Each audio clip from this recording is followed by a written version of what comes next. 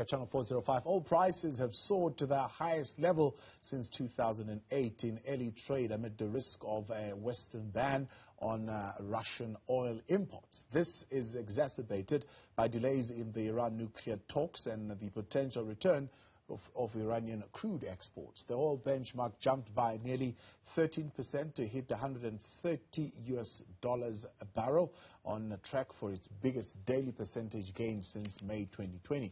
The U.S. and its European allies are said to be discussing a possible ban on Russian oil imports to tighten the economic squeeze on President Vladimir Putin over the war in the Ukraine, a move that could see economic consequences globally.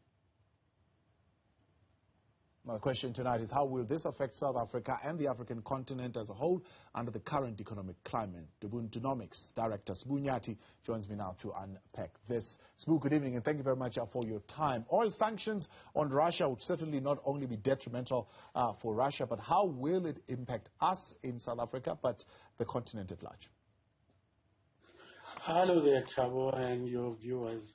For starters, there will be the obvious, which will be the cost of transport. Transportation will go up. That will impact on inflation because things like basic foodstuffs will definitely have to go up. And then even things like metals will go up. We expect that these will have a direct impact on the cost of borrowing, because central banks throughout Africa, especially South Africa, we are waiting for the Reserve Bank to hike our repo rate. So that we will have high inflation, and which will impact investment, because once the cost of borrowing goes up, investment usually dries up. So there's that. It means that governments will have to step in and come up with innovative ways to combat all of this. Things like price controls we'll have to start thinking about those. I know currently there's this mythical belief that governments should stay out of economics. They should just come up with what they say is an environment, for a conducive environment for business to prosper. But when you have these impacts, these external forces coming, bearing down on you, you need a state that is agile, a state that will react and be proactive. So I would say the neoliberal state is dead.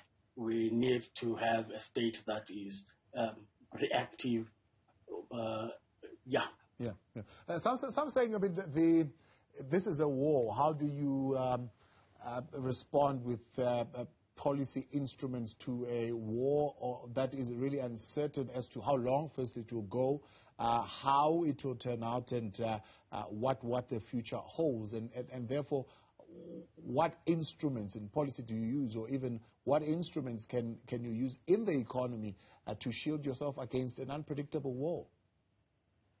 Yeah, this is a war fought tens of thousands of kilometers away, but we are in a globalized world where the war, the physical war, may not impact on us directly, but things like prices, as you have said, oil is going up to $140. That's $140 per barrel. That's almost like a record high. So what needs to happen is that you need to have a reserve bank that will use its monetary policy to sort of like cushion the economy. Hence, what I suspect is that the Reserve Bank will hike up the repo rate.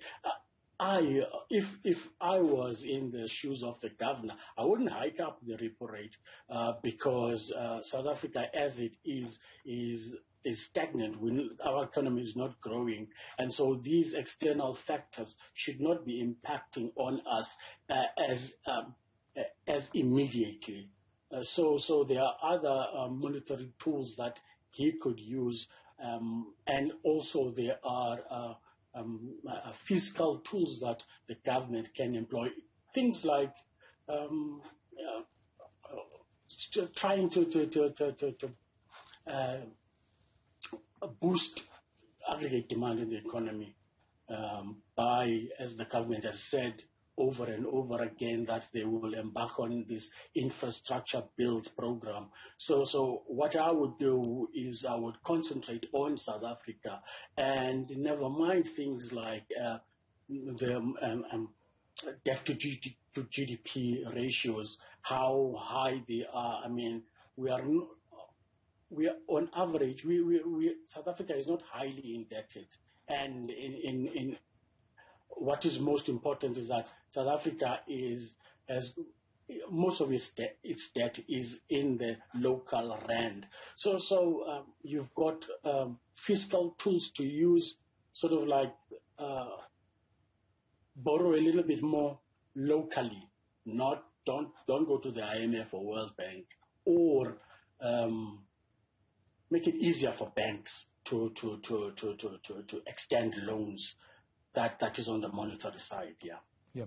Let's talk then about what we can do as a continent. Is there a way in which the continent of Africa can come out here actually net positive on the side of oil and similar other commodities, especially since we're talking here the free trade agreement and what we can do as a continent to harness the power that we have in our natural resources? The continent, we've got all of these blocks, and we've got all of these individual country interests.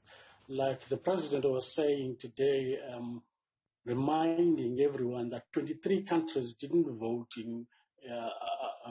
chose to abstain from voting, and some countries on the continent chose to condemn Russia. So we've got all of these blocks. Like West Africa is more on the side of the West, Central and East Africa more on the non-aligned movement side. So you've got all of these conflicting interests within the continent.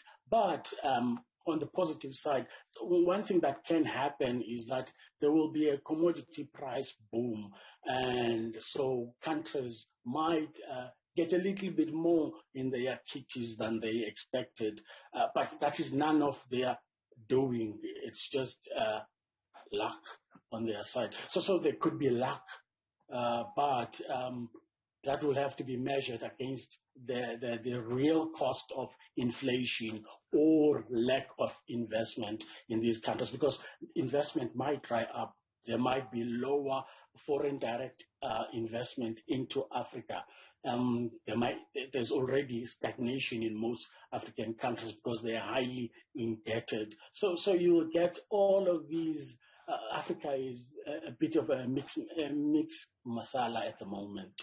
Sbu Nyathi, I appreciate your time. Thanks so much for enlightening us there. Director of Ubuntunomics, Sbu Nyathi, on the impact of rising crude oil prices on the economy of the African continent and South Africa in particular.